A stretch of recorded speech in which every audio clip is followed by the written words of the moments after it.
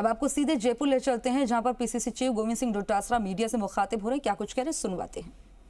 जिले में और प्रत्येक विधानसभा क्षेत्र में और ब्लॉक में तत्काल मीटिंग बुला रहे हैं। मीटिंग बुला करके सब लोग एकत्रित होंगे और एक रोड मैप के साथ में कार्य योजना बना करके बूथ बूथ घर घर तक जा करके हमारी योजनाएं और हमारी विचारधारा, राहुल जी का और खड़गे साहब का संदेश लेकर के हम लोग जा रहे हैं।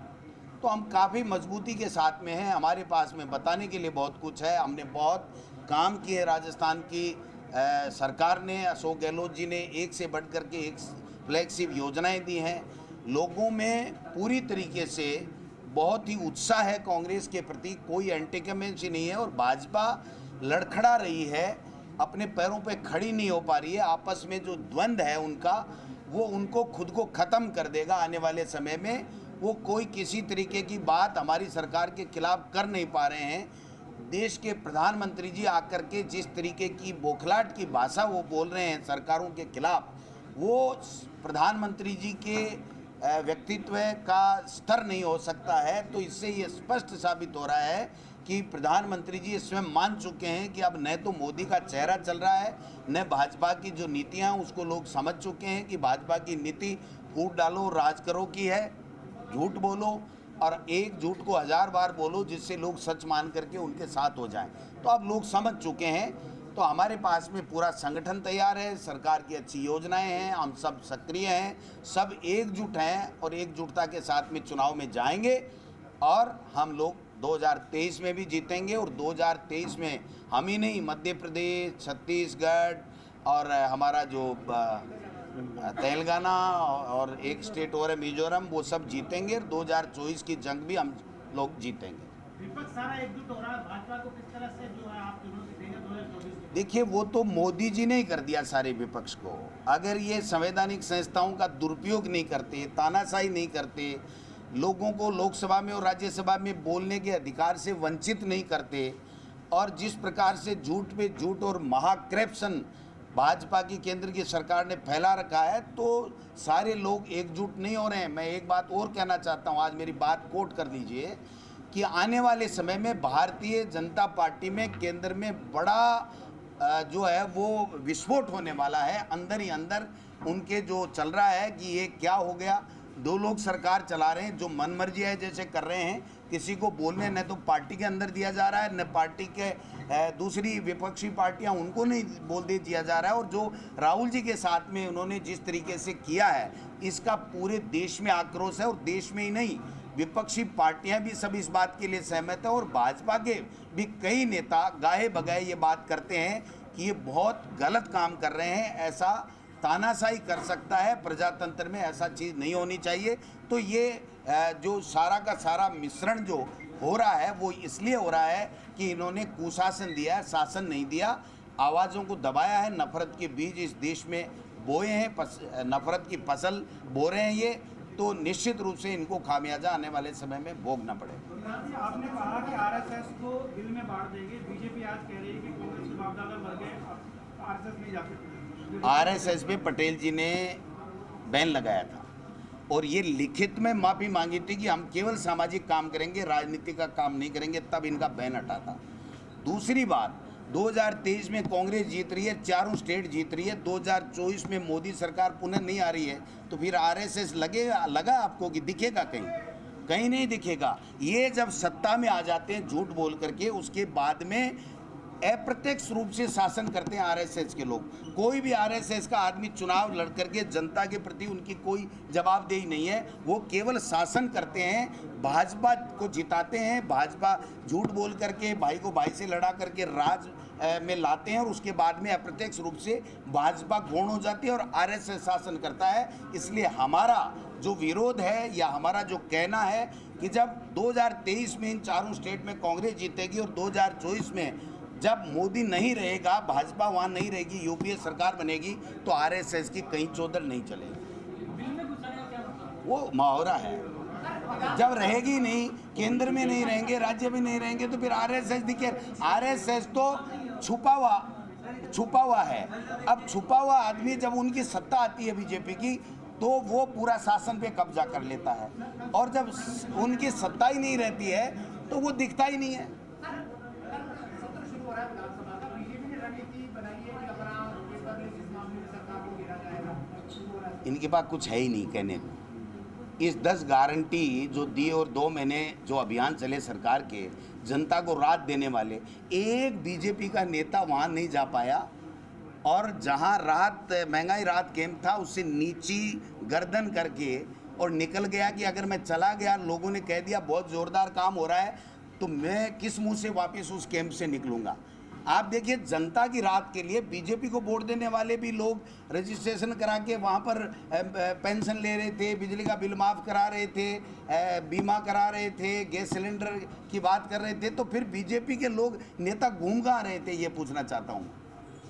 WFI के जो प्रदूषण कंपनी है, उन पर कोई कार्रवाई नहीं हो रही है, उनका पद जो अभी भी शो कर रहा है वेबसाइट पर। इससे बड़ी शर्म की बात कोई हो नहीं सकती। देश के ऊपर कलंक है कि ऐसे व्यक्ति को आज की तारीख में, कल मैंने एक मीडिया बहन हमारी थी, मैं नाम नहीं जानता, उसने पूछा तो उसने जिस तरीके से धमकाया उस बेटी को, वो अपनी माँ बहन बेटियों को भी क्या इस तरीके से धमकाते हैं क्या? इस प्रजातंत्र में उनको, बीजेपी को शर्म से डूब के मर जाना चाहिए कि इस तरीके का भाजपा का सांसद जिस पे इतने संगीन आरोप हों और उसके बाद में मीडिया की एक हमारी बेटी या बहन के साथ में इस तरीके से बदसलूकी करता है, उसके बावजूद भी वो संज्ञान नहीं लेते हैं। तभी तो हम कह रहे हैं तानाशाही का राज है, प्रजातंत्र का राज रहा ही नहीं, तभी तो हमको कहना पड़ रहा है। कोई शौक थोड़ी आ रहा है, झूठ नहीं बोलते हम लोग, हम गांधी के अनुयायी हैं, सत्य बोलते हैं। प्रधानमंत्री फिर फ्रांस के दौरे पे प्रवेश? अब वो तो भाई महीने 2 महीने 4 महीने जाएंगे।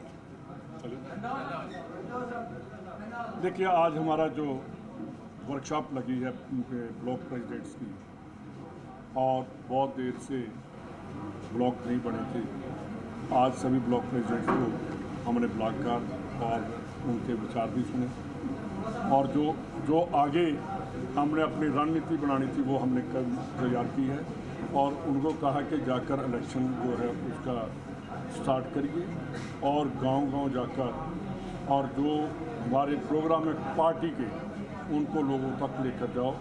और उन्होंने पूरे कहा कि पूरे उत्साह से कहा कि हम पहले से ज़्यादा, जो पिछली बार जो 18 में इलेक्शन लड़ी थी उससे ज़्यादा पावर से हम इलेक्शन जाकर लड़ेंगे, और हमारे जो कैंडिडेट हैं उनको जिताएंगे। और साथ ही उनको ये भी कहा गया कि कैंडिडेट ब्लॉक प्रेसिडेंट जो हैं उनके साथ चर्चा करके उनसे पूछकर उनको बताएंगे कि कौन कैंडिडेट होना चाहिए, कैसा होना चाहिए, ये हम इंटरनल डेमोक्रेसी जो है वो लागू करेंगे। दिल्ली के बाद आपने राजस्थान कांग्रेस के सभी नेताओं में एक जगह बैठा लिया है? नहीं, देखिए, कांग्रेस का एक बात मैं आपको बताना चाहता हूँ कि जो कांग्रेसी है आपस में हमारे मन मुटाव हो सकते हैं, पर जब लड़ाई की बात आती है, कांग्रेस की बात आती है, तो हम अपने जो मन मुटाव उनको ख़त्म करके हमारा एक ही निशाना रहता है कि हम अपनी पार्टी को, हमारे नेता जिनकी आवाज़ बंद की गई है, जो उनको डराया धमकाया जा रहा है लोगों को, जो हमारे लीडर ने कहा है कि डरो मत, वो राजनीति हम करेंगे कि डरना नहीं है। कोई ईडी का नहीं है हमारे ऊपर डर, कोई सीबीआई का नहीं है, कोई इनकम टैक्स का नहीं है। ये बातें इसलिए हमने, जो अगर हमारा वर्कर स्ट्रॉन्ग है तो लीडर उससे भी स्ट्रॉन्ग होगा। जिसका डीएनए कांग्रेस का है वो लड़ाई तो लड़ सकता, हम बीजेपी जैसे नहीं हैं कि हम इंटरनल पॉलिटिक्स में, जो इंटरनल डेमोक्रेसी है हमारे, वहाँ बोल भी सकते हैं, मेरे अगेंस्ट भी बोल सकते हैं, किसी और के, आप बीजेपी में बोलकर दिखाइए, कोई लीडर के अगेंस्ट बोलकर दिखाए में हमें, तो कल ही उसका इस तरह गोल कर देंगे। तो हमारी पार्टी जो है वो जो देशभक्तों की पार्टी है, या हमारी पार्टी वो पार्टी है जो फोटो आप अंदर देखेंगे, यहाँ देख लीजिए, जिन्होंने बहुत आज़ादी के लिए काम किया, वो पार्टी है। हम देश को आगे लेकर जाने वाले हैं, हम देश को पीछे लेकर जाने वाले नहीं हैं। ब्लॉक अध्यक्षों को मजबूत करने के लिए सरकार में भी आप लोगों ने बात रखी है? देखिए, मजबूत जो ब्लॉक अध्यक्ष होता है, जिला अध्यक्षों को घोषणा तो वो ब्लॉक अध्यक्ष से हम डरते हैं। अगर ब्लॉक अध्यक्ष मजबूत है तो उसको सरकार के पीछे घूमने की ज़रूरत नहीं, सरकार उसके पीछे घूमती है। दूसरी, हमने डिस्ट्रिक्ट प्रेसिडेंट बना दिए हैं, पूरी हमारी बॉडी बन गई है। अब हमारे जो दूसरे डिसिप्लिनरी कमेटी बनेगी, पॉलिटिकल अफेयर्स कमेटी बनेगी, कोऑर्डिनेशन बनेगी, हमारा मैनिफेस्टो कमेटी बनेगी, और कैंपेन कमेटी बनेगी, जो हम बहुत जल्दी वो भी बनाने जा रहे हैं। विनेबिलिटी रहेगी कि जो जिसका ठीक आएगा, रिकॉर्ड आएगा, आपको भी मिल सकती है। अगर आप अप्लाई करेंगे हम आपका भी नाम भी। हमारा टोटल जो है वो सर्वे हो रहा है और जिसकी छवि ठीक है उसको ही टिकट दिया जाएगा। जल्दी टिकट वितरण का होगा क्या? मेरा ख्याल हम सितंबर में आदि कर देंगे।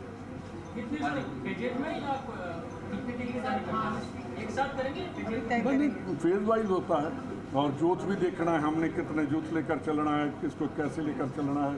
और सबसे बड़ी बात है कि जाति समीकरण भी हमें देखना है। पर एक बात आपको कहना चाहता हूँ कि वो आखिरी दिन की वाली बात नहीं चलेगी, पहले ही टिकटें हो जाएगी सर। 2 फैसले हुए हैं, 2 फैसले, 1 मिनट रुक जाइए, आप रुक जाइए बाबा जी। 2 फैसले हुए हैं। एक तो माननीय मुख्यमंत्री जी ने घोषणा की है कि जितने भी हमारे जिला अध्यक्ष हैं वो जिला अध्यक्ष 20 सूत्री के उपाध्यक्ष जिलों में पूर्व की भांति होंगे। एक घोषणा तो सरकार की तरफ से की गई। दूसरी ये किया गया है कि सरकार आते ही 3 महीने के अंदर अंदर सारे बोर्ड, कॉरपोरेशन और सरकारी जो भी सदस्य बनाए जाते हैं वो बना दिए जाएंगे। ये आलाकमान ने हमें निर्देश दिए थे और आज मुख्यमंत्री जी ने ये बात कही है। दूसरा हमने ये तय किया है कि जो सबसे ज़्यादा अच्छा संगठन का काम करेगा उनको हम 400 में से 40 ब्लॉक अध्यक्षों को सर्वश्रेष्ठ ब्लॉक अध्यक्ष का खिताब देंगे और उनको राव जी और खड़गे साहब के साथ में हम सब नेता उनकी मीटिंग कराएंगे और आगे भविष्य में उनके संगठन में तरक्की और ज़्यादा होगी। ये भी हमने फैसला हमारे संगठन में आ गया। ग्राम अध्यक्ष बनाने के लिए क्या क्राइटेरिया? ग्राम पंचायत अध्यक्ष में जो हमारे आइडियोलॉजी के सरपंच हैं वो ग्राम पंचायत का अध्यक्ष होगा और अगर हमारा सरपंच नहीं जीता आइडियोलॉजी का तो जो मंडल अध्यक्ष और ब्लॉक अध्यक्ष जो चयन करके जिसको ग्राम पंचायत अध्यक्ष बना रहे हैं वो हमारा ग्राम पंचायत का अध्यक्ष होगा। और एक अध्यक्ष के साथ में 20 उसकी कार्यकारिणी होगी। एक बूथ के साथ में एक अध्यक्ष और उसकी 10 की कार्यकारिणी होगी। 11 लोग होंगे टोटल। और मंडल में 1+50 51 की होगी। जिले में 1+70 73 की होगी।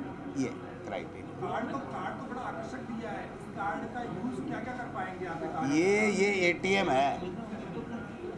ये ब्लॉक अध्यक्ष अपना कार्ड लेकर के संगठन के काम के लिए जाएगा या सरकार में किसी के पास में जाएगा, किसी के पास में भी जाएगा तो उसको हमारी सरकार में पूरी MLA के बराबर तवज्जो होगी और उसका होने वाला जायज़ काम होगा।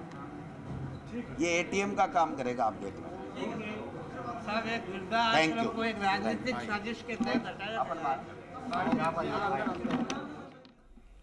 तो अभी अपने PCC चीफ गोविंद सिंह डोटासरा और कांग्रेस प्रदेश प्रभारी सुखजिंदर सिंह रंधावा को सुना। इस दौरान PCC चीफ ने ये कहा है कि हम अपने मुद्दों को लेकर जो कार्यकाल में हमने काम किया है उन तमाम मुद्दों को लेकर जो है योजनाओं को लेकर लोगों के बीच में जाएंगे, सारी तरीके से जाएंगे। इसी के साथ प्रदेश प्रभारी सुखजिंदर सिंह रंधावा ने बताया कि सितंबर तक नाम सामने आने लगेंगे कि किन किन को टिकट मिल रहा है। पालियों में नाम आएंगे लेकिन नाम सामने आने लगेंगे।